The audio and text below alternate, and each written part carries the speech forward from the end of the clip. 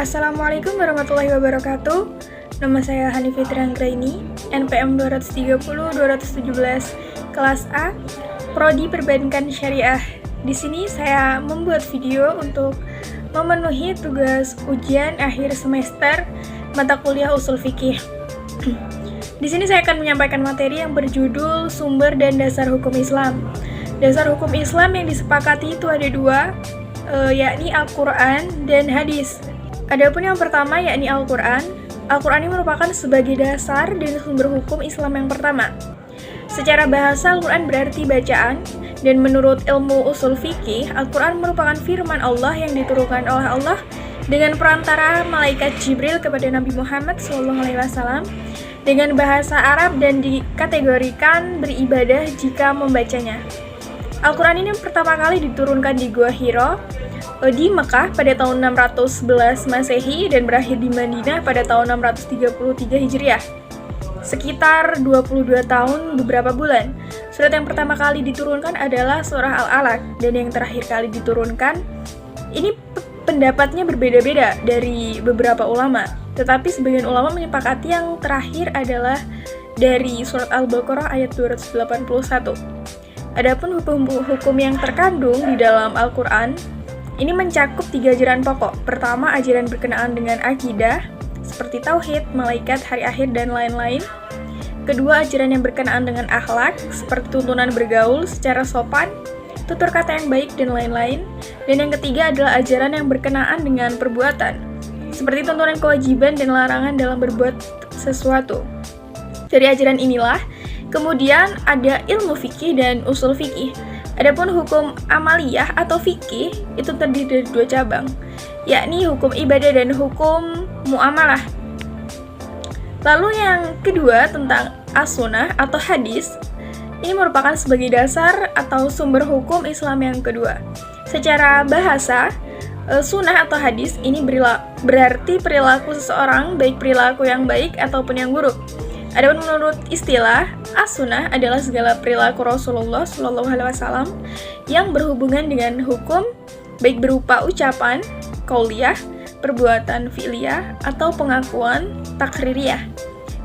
Untuk yang pertama, akan saya bahas tentang qauliyah, yang merupakan pengertiannya yakni hadis yang berisi tentang perkataan-perkataan yang langsung diucapkan oleh Rasulullah SAW di hadapan para sahabatnya. Hadis atau sunnah qauliyah ini dicirikan dengan ungkapan yang khas, yakni pertama, biasanya diawali dengan kalimat Rasulullah bersabda, atau biasanya aku mendengar Rasulullah bersabda. Contoh hadisnya, yakni hadis tentang Nabi, tentang doa Nabi bagi orang yang mendengarkan, menghafal dan mendengarkan ilmu. Bismillahirrahmanirrahim.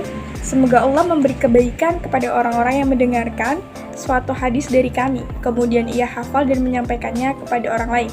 Hadis riwayat Abu Daud. Lalu yang kedua adalah tentang fi'liyah, yang merupakan hadis atau sunnah yang berbentuk pernyataan sahabat yang menggambarkan perilaku atau perbuatan yang dilakukan oleh Nabi, yang kemudian dijadikan sebagai dasar hukum yang harus diikuti dan dilaksanakan oleh umat Islam. Ciri khasnya biasanya didahului dengan pernyataan-pernyataan seperti adalah Rasulullah, lalu saya melihat Rasulullah. Contoh dari hadis fi'liyah, yakni Bismillahirrahmanirrahim, hadis tentang sholat Rasulullah menjelang wafatnya. Sesungguhnya Hafsah, istri Nabi Muhammad SAW berkata, saya tidak pernah melihat Rasulullah melakukan sholat sambil duduk sehingga ia melakukannya menjelang wafatnya setahun atau 2 tahun. Lalu yang ketiga adalah tentang takririyah, yakni merupakan hadis yang berupa ketetapan Nabi SAW atau persetujuan Nabi SAW atau perbuatan yang dilakukan oleh sahabatnya. Berikut adalah contoh hadisnya. Yang pertama yakni tentang hadis tentang daging biawak. Bismillahirrahmanirrahim. Dijelaskan dalam sebuah hadis bahwa pada suatu hari Nabi Muhammad SAW disuguhi makanan, di antaranya daging atau dab sejenis biawak.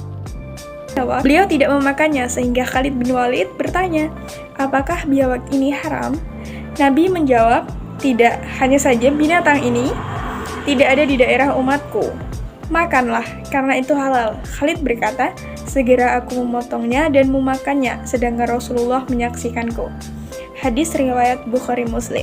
Adapun fungsi dari sunnah atau hadis terhadap Al-Quran adalah yang pertama yakni menjelaskan isi Al-Quran. Contohnya seperti hadis yang menjelaskan tentang tata cara sholat dan lain-lain. Kedua, membuat aturan tambahan yang bersifat teknis, yang mana pokok-pokoknya telah disebutkan di dalam Al-Quran. Contohnya hadis yang menjelaskan suami istri yang li'an atau sumpah 4 kali dalam. Dan yang kelima, sumpah laknat Allah jika ia berdusta, maka keduanya telah bercerai selama-lamanya. Hadis riwayat Ahmad dan Abu Daud. Ketiga, menetapkan secara hukum yang belum disinggung dalam Al-Quran, keharaman binatang buruan yang mempunyai taring dan burung yang mempunyai cakar yang tajam. Hadis riwayat An-Nasai. Dan yang terakhir adalah ijma atau konsensus ulama. Sekian materi yang dapat saya sampaikan. Untuk teman-teman yang baru lulus dari SMA atau SMK, jika ingin berkuliah, bisa bergabung dengan kami di kampus kami, yakni di Institut Agama Islam Negeri Metro.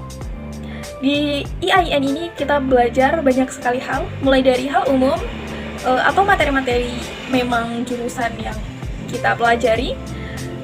Namun di sini juga kita bisa belajar tentang ilmu agama.